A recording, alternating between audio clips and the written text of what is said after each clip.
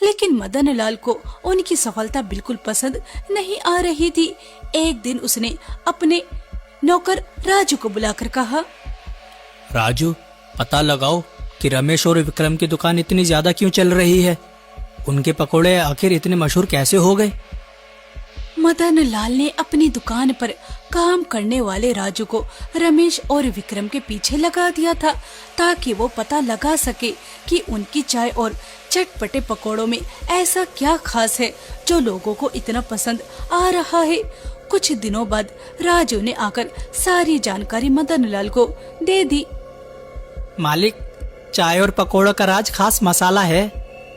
खास मसाला? वह तो मेरे पास ही होना चाहिए। मदन लाल को लगा कि ग्राहकों की भीड़ का राज सिर्फ वही मसाला है, लेकिन वो ये नहीं समझ पाया कि लोगों को स्वाद के साथ साथ अच्छा व्यवहार भी पसंद आता है।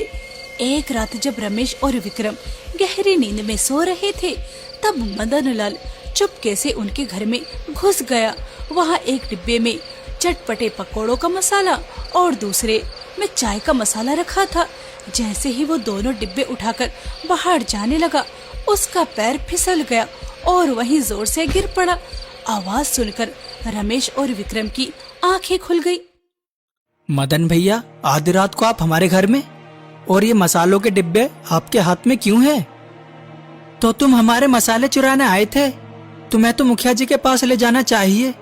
गांव वालों को भी तुम्हारी सच्चाई पता लगनी चाहिए। नहीं नहीं, मुझे मुखिया जी के पास मत ले जाओ। गांव वालों को मत बताना, मेरी बहुत बदनामी हो जाएगी। मदन भैया, क्या आपको लगता है कि सिर्फ इन मसालों की वजह से ग्राहक हमारे पास आते हैं? हाँ, मुझे यही लगता था। बात सिर्फ मसालों की नहीं है। हम शुद्ध सामान इस्तेमाल करते हैं और ग्राहकों से प्यार और सम्मान से बात करते हैं, लेकिन आप ज्यादा कमाई के लालच में तेल देर से बदलते हैं, अच्छे मसाले भी नहीं खरीदते और ग्राहकों से ठीक व्यवहार भी नहीं करते। मदन लाल को अपनी गलती का एहसास हो गया। तुम दोनों बिल्कुल सही कह रहे हो। लालच में आकर मैंने गलत रास्ता चुन लिया। अब मुझे समझ आ गया है, गलती मेरी ही थी। मुझे माफ कर दो। आज से मैं ईमानदारी और मेहनत से अपनी दुकान चलाऊंगा।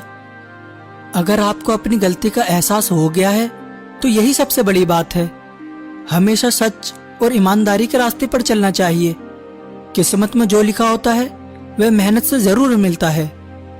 रमेश और विक्रम ने मदन लाल की बात मान ली और गांव वालों के सामने उसकी बेइज्जती नहीं की।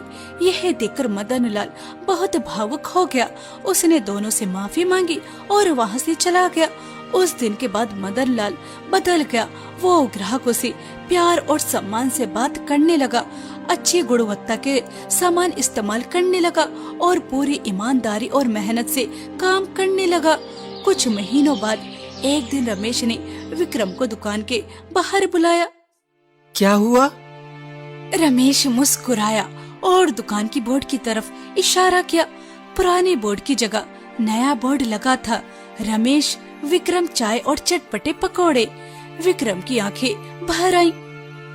लेकिन ये दुकान तो तुम्हारी है। नहीं भाई, जिस दिन तुम बारिश में मेरी दुकान पर आए थे उसी दिन से ये हमारी बन गई थी। दोनों मुस्कुराए। दूर खड़ा मदन लाल भी मुस्कुराया। व्यापार सिर्फ स्वाद से नहीं चलता, सम्मान, भरोसे और इंसानियत से चलता है। हमेशा सच और ईमानदारी के रास्ते पर चलना चाहिए।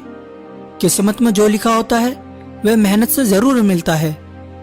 रमेश और विक्रम ने मदन लाल की बात मान ली और गांव वालों के सामने उसकी बेइज्जती नहीं की। यह देखकर मदन लाल बहुत भावुक हो गया। उसने दोनों से माफी मांगी और वहां से चला गया।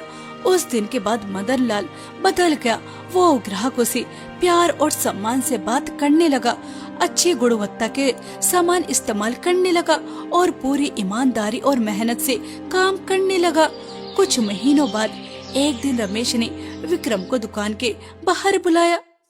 क्या हुआ? रमेश मुस्कुराया और दुकान की बोर्ड की तरफ इशारा किया। पुराने बोर्ड की जगह नया बोर्ड लगा था, रमेश विक्रम चाय और चटपटे पकोड़े। विक्रम की आंखें बाहर आईं। लेकिन ये दुकान तो तुम्हारी है। नहीं भाई, जिस दिन तुम बारिश में मेरी दुकान पर आए थे उसी दिन से ये हमारी बन गई थी। दोनों मुस्कुराए। दूर खड़ा मदन लाल भी मुस्कुराया।